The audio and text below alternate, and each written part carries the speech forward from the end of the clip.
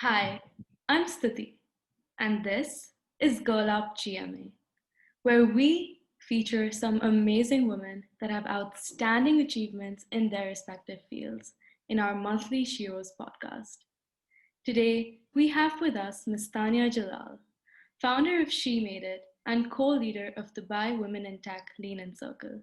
She was also featured in Forbes Middle East and is a JUMS alumna. Thank you so much for joining us today, Ms. Tanya. It's an honor to have you. Thank you so much, Siti. It's an honor to be here. So, I'm just going to be starting off with a couple of questions. Sure. What do you think sparked your interest in the fields of science and technology? Yeah, absolutely. It's a great question. I think for me, when it comes to science and technology, we live in an era where today almost every industry is a technology industry, right? It's rare to say that this is a siloed experience or siloed industry that is just limited for a limited few people out there who are experts in this area.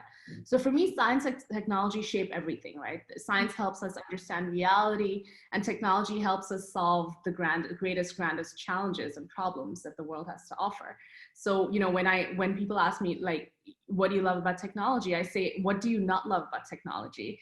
And I know a lot of people have a lot of reason to be concerned about the rise of technological infiltration.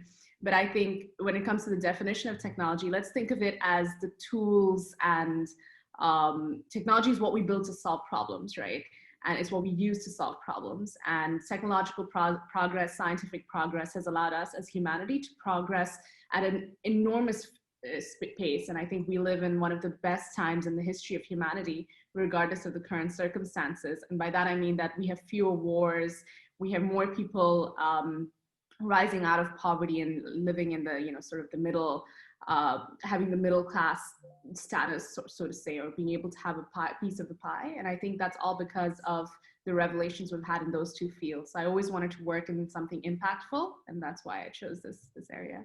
Yeah. That's awesome. So, what do you think you enjoy the most about being in the industry that you're in? Yeah, I think for me, and this is something I discuss a lot with a lot of people, especially mentees who ask me for advice.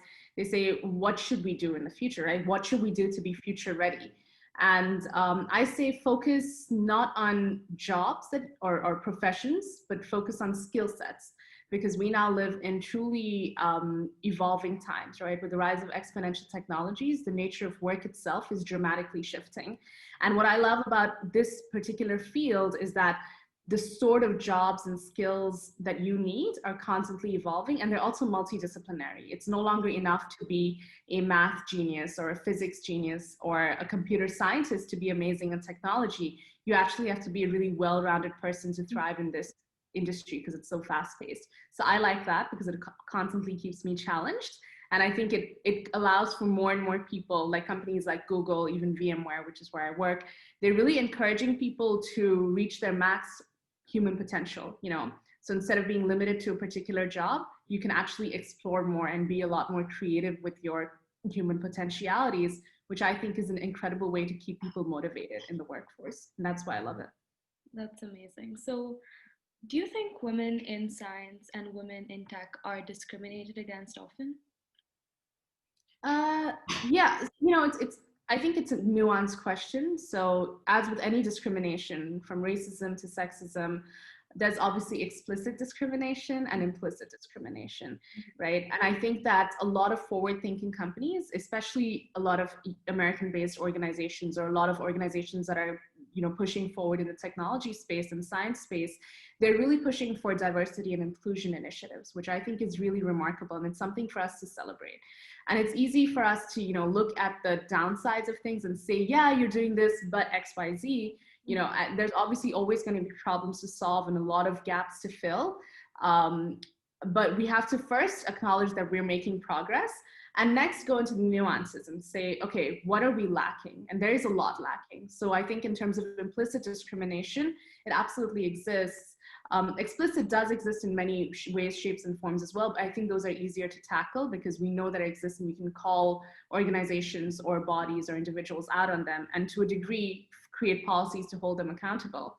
But when it comes to implicit discrimination, it's much harder to tackle because it's much harder to say, okay, you're being implicitly discriminatory, right? And I think that's where the problem lies, especially in the tech industry. And in my experience, yeah, absolutely. I think there's unconscious bias as well. People don't realize that they're being discriminatory when they are. And that's definitely something that we need to tackle and fix. And in my view, the use of technology, use of artificial intelligence and like hiring decisions and so on can actually help us overcome these discriminations, depending on how we use it and depending on how we, the extent to which we foolproof the AI or technology that we use itself. But yeah, there's a lot of work to be done on the implicit side, and I think that's the harder bit. And in my experience, yeah, I've personally experienced implicit discrimination from well-meaning people, right, who don't realize that they're being discriminatory. Yeah. So, what kind of talent and potential do you see in the UAE as the co-leader of the Dubai Women in Tech Circle? It's really interesting because in Dubai, I always say Dubai is one of those cities that is, because we don't necessarily have a very rich history like a lot of old historical cities, we're very future focused, and so we're the city of the future. It's a very innovative space. And my experience being in the Lean In Women in Tech Circle is that there's a lot of women, from young women who have just graduated university in different parts of the world and then moved here for jobs, such as myself, to slightly older women or women in their, who have become moms and they moved with their families and come back here and they're still looking to innovate. In my experience, there's a lot of we have around 144 members as part of our Lean In Circle, and the circle is constantly growing. There's a lot of women who are finding us. And the beauty of Dubai is that it's so multicultural that you have women who are interested in science and technology from literally all over the world, right? And I think that is such a rarity, and that gives us a real superpower in the city, because for organizations that are looking to recruit, you have such a wide variety of potential candidates with different backgrounds who can add a sort of richness to your company, right? Which is incredible. What do you think has been, I mean, you've done some amazing things in your career, but what do you think has been probably your most monumental success so far? I would say my most monumental success was, and I think it's actually something that is coming up, soon in the next couple of months. It's something I've been working on for a while. For a long time, I was just a graduate. I was a student. I was still pretty young, but I decided early on to put myself out there and to explore my ideas and concepts and write, right?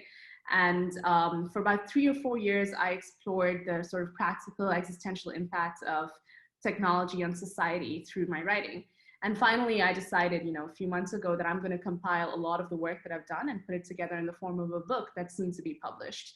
And I think the decision that I made to bring that together, to put myself out there, to explore these ideas, and I think the cumulative effort of all of my passion about it, when it comes to exploring these topics, has been for me a great success. So people say that success it really is cumulative, right? It's you take it one step at a time. It's very rarely just that peak experience.